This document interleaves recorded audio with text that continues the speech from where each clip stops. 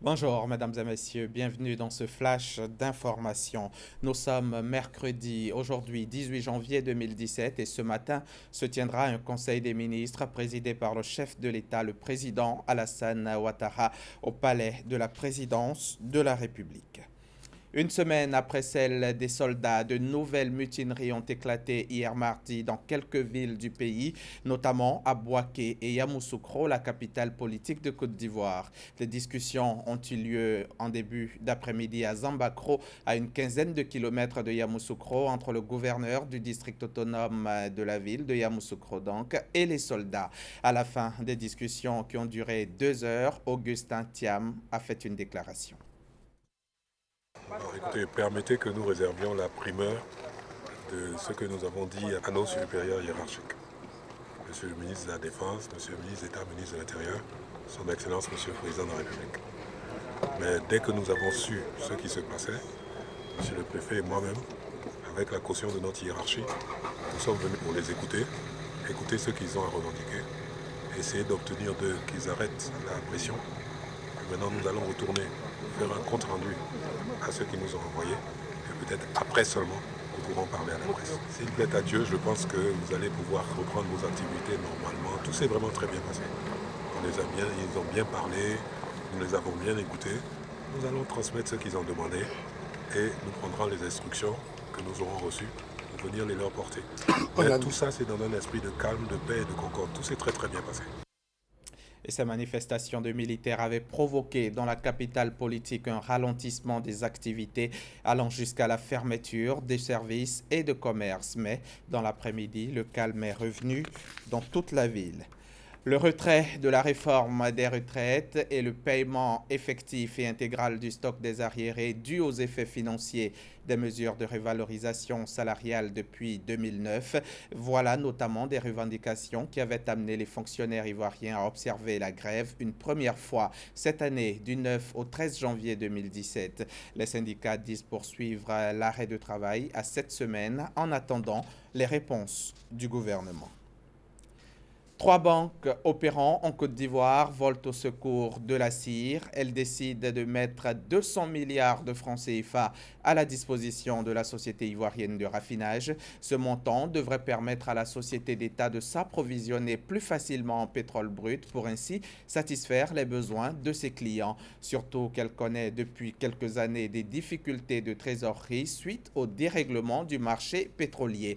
La signature de conventions entre les responsables des dites banques et ceux de la CIR a eu lieu lundi dernier. La première tranche de cet appui financier qui est de 110 milliards de francs CFA est déjà disponible. C'est ce que nous dit Jean-Jacques Kwameala. Après l'État ivoirien, autour du secteur privé, dévolé au secours de la CIR, Société ivoirienne de raffinage. Un secours à hauteur de 400 millions de dollars, soit plus de 200 milliards de francs CFA. Une somme réunie par 3 banques commerciales opérant en Côte d'Ivoire. Grâce à cette somme, la CIR va connaître un regain d'activité. Mieux, elle va amorcer sa sortie de la zone rouge. Cette facilité va nous permettre de sécuriser les fournisseurs et de rétablir la fourniture, l'approvisionnement régulier de la CIR en pétrole brut.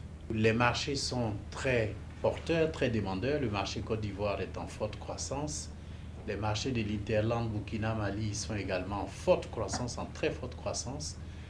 Et nous sommes heureux, grâce à cette facilité, de pouvoir faire fonctionner la raffinerie à son optimum et de répondre aux besoins donc, de ces marchés croissants. 220 millions de dollars, soit plus de 110 milliards de francs CFA, représentant la première tranche de cet appui financier, sont déjà disponibles. Pour le complément des 200 milliards de francs CFA, le système bancaire ne devrait pas avoir du mal à se mobiliser. Je donne l'assurance que le tour de table est bouclé. Les autres banques qui sont signalées ont déjà les accords de principe, même des accords fermes, si je peux le dire. Et c'est une question juste de signer dans les semaines qui viennent.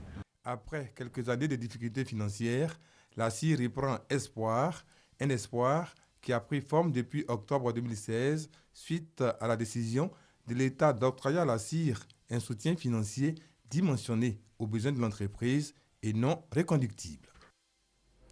Alors que le président élu Adama Barrow doit être investi demain jeudi, le président sortant Yahya Jammeh, de plus en plus isolé et soumis à des pressions internationales croissantes, a proclamé hier l'état d'urgence face à l'ingérence étrangère en Gambie.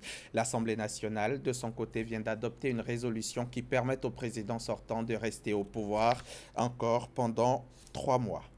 Au moins 52 personnes ont été tuées, dont 6 humanitaires de la Croix-Rouge locale et 120 autres blessés dans le bombardement accidentel d'un camp de déplacés par l'armée nigériane à Han, dans le nord-ouest du pays. Selon l'armée nigériane, des militaires au sol, appuyés par des forces aériennes, étaient à la poursuite de présumés insurgés islamistes et un des avions a bombardé par erreur l'intérieur du camp de Han, dans le nord de l'état de Borno, alors que les humanitaires distribuait de la nourriture aux déplacés, forcés de fuir les violences.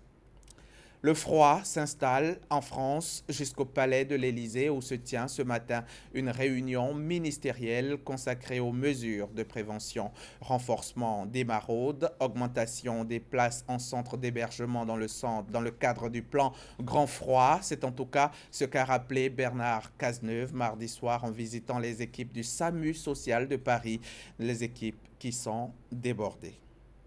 C'est la fin de ce flash. Rendez-vous à 13h pour le point complet de l'actualité.